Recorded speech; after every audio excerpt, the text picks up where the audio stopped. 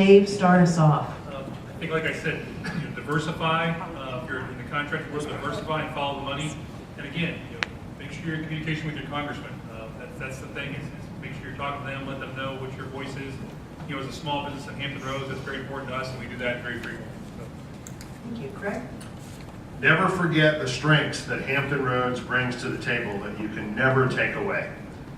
We have a moderate climate, we have a moderate cost of living, we have a fabulous deep water, ice-free port. We are 200 miles from our nation's capital, which is just about right. We have an educated workforce. We are a very patriotic lot that supports the federal presence here.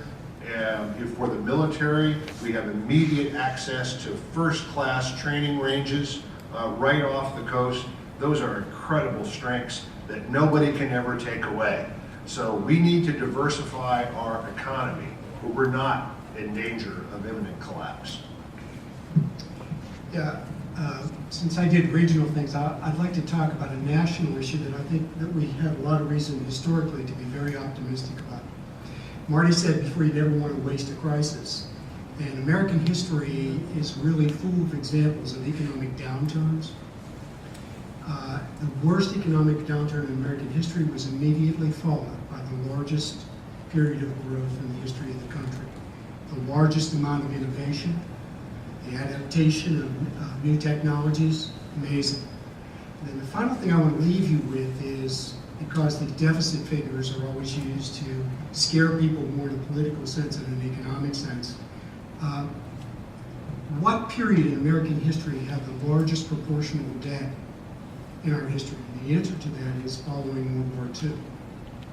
It was probably another 50% higher than we have right now. It preceded the most rapid growth period in U.S. history. So you're not as concerned about the debt ceiling, is that right? I absolutely am. It's always tough to go last because the good stuff's been said.